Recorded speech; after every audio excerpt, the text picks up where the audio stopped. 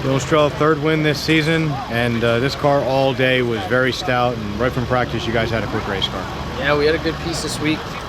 Definitely freed up a little bit at the end, but I can't thank my guys enough for how hard they worked on this car. And I mean, as hard as it is to say for me, because I'm pretty picky, this car was pretty on point all day.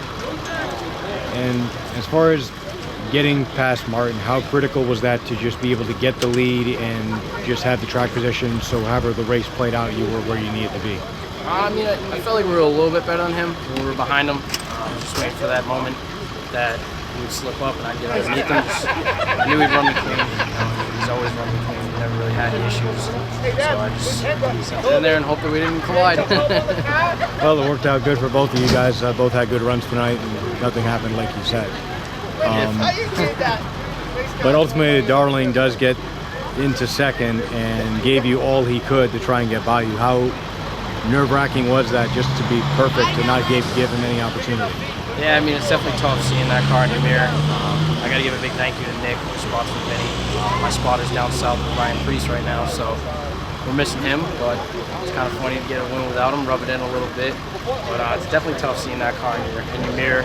Nick did an awesome job helping me out, telling me exactly where he was at all times. He definitely gave me a huge break going into one. I got real sideways, and he had all the opportunity in the world to stuff it in there and keep me on the outside of him, and he ran me clean, backed out of it, and that's exactly why he has a championship. He keeps his car clean. He's in the front every week. And you've only got a couple of races left here in the points, and you got a couple of extra distance races. Do you plan on running the extra distance shows at the end of the year, or are you just going to run the 2 points races? I don't think we're going to do the DAV. I got somewhere to be. It's my new fan here. We usually don't run the DAV, but maybe at the end, the Haunted 100, I believe Pastor's coming or something like that. So I've been talking to my dad about it, see what Roy says.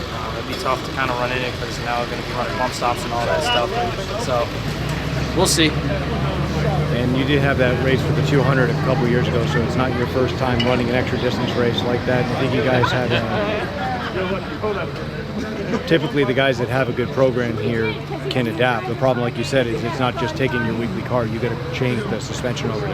Right, yeah, and the biggest thing too is figuring out saving tires. It's not something you have to do on every Saturday, so just kind of drop the green, go as hard as you can. Try getting some info from Derek Griffith. He helped me out with that 200 lapper, and I feel like I learned a lot. Who are some of the people and sponsors to thank? Big thank you to my crew, my guys, Nick for jumping in, spotting for us last minute. Everett's Auto Parts, Everett's Tire Center, J&R Precast. I wouldn't be here without them. I can't thank them enough.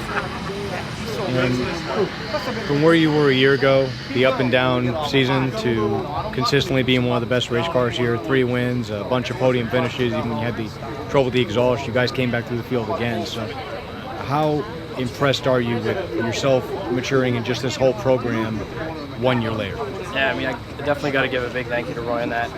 He sat me down in his office and we talked about it and how aggressive I was in my first year. He really toned it back, and every time I go to fill the hole that's really not a hole, I got his head on my shoulder telling me not to do it. So I mean, big thank you to him for calming me down. I think it definitely helped a lot, and along with Mike's spotting for me. He's the one in my ear telling me when to go and when to not, and stuff like that. I think it's really kept me out of a lot of sticky situations. Does this change the outlook going into the 2020 season, where you guys have so much momentum?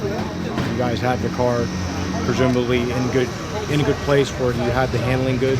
Yeah, I mean, definitely it's next year. We'll focus on the next 2 weeks. Hopefully, I mean, it's in the same spot. Just next year will become every week and just do your best.